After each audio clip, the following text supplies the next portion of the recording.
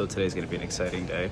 We are flying to Japan for the first time ever, a mere 17-hour trip all in. So it's going to be one hell of a day. We're going to hit the lounge, get a drink or two just to kind of loosen us up, hopefully get us tired because I want to sleep halfway through just to get adjusted to the time change. But the flights today are going to be flying business through Alaska and Hawaiian Airlines, so I'm going to take you guys aboard. Let's go.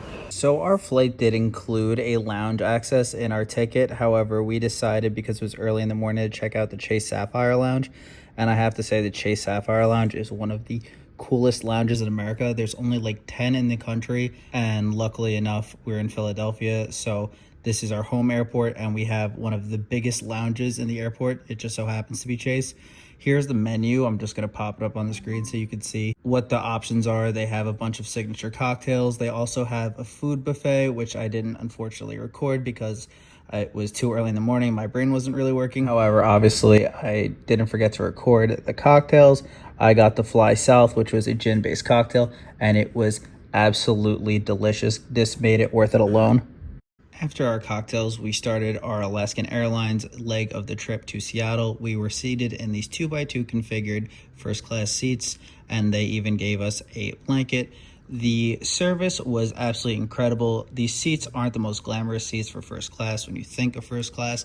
However, the service did make up for the seats, and we decided that we wanted to drink a little and be really present on this leg of the trip because once we went from Seattle to Japan, we knew that we wanted to sleep so we can adjust to the time change and hit the ground running. And I have to say the service on Alaska Airlines was impeccable.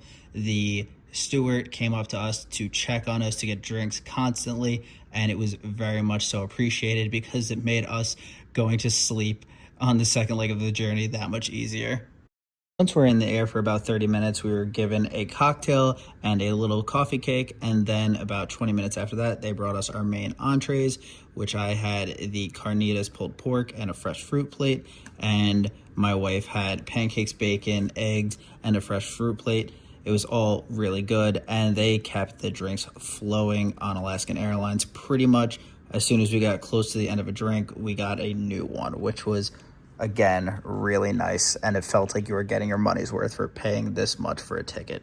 After our 6.5-hour journey, we landed in Seattle, where we had a 2-hour layover, and we were able to kill a time in the Alaska Airlines flagship lounge, which honestly I thought looked very beautiful, but it didn't really have that many amenities. Some of the drinks you had to pay for in the lounge, and it was super crowded.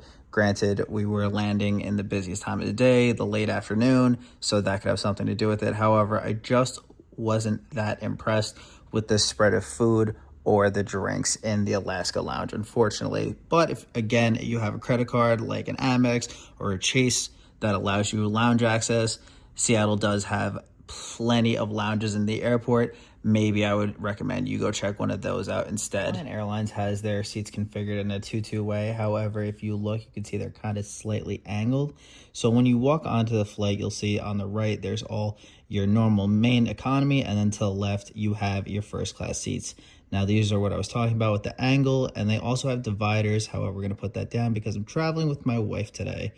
Once you're on board, they put this padded blanket on the back of your seat so it gets you really nice and comfortable.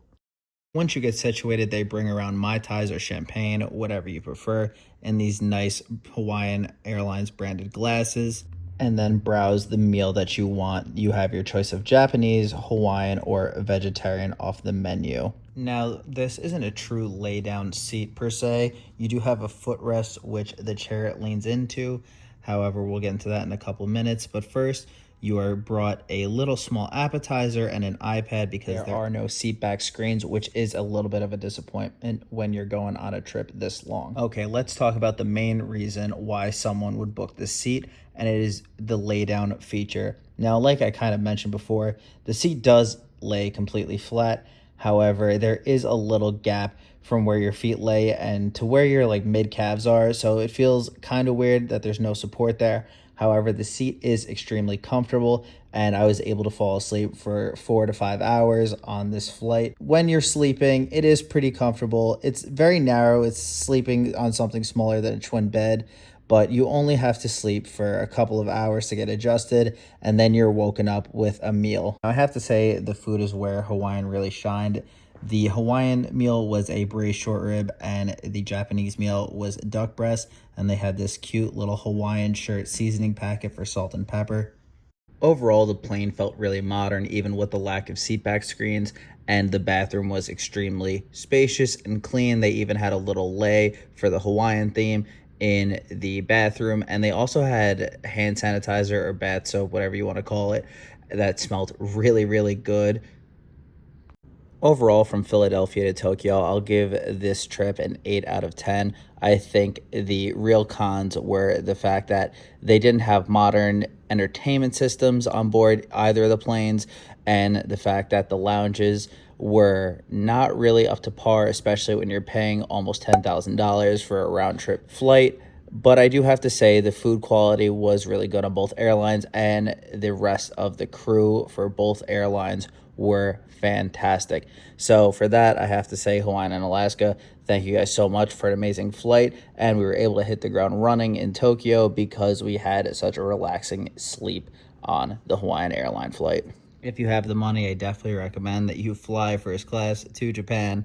Anyway, thank you guys so much for watching. If you want to see the rest of our trip in Japan, let us know in the comments, and we will be sure to make a few videos if you're interested. See you guys in the next one. Take it easy, and peace.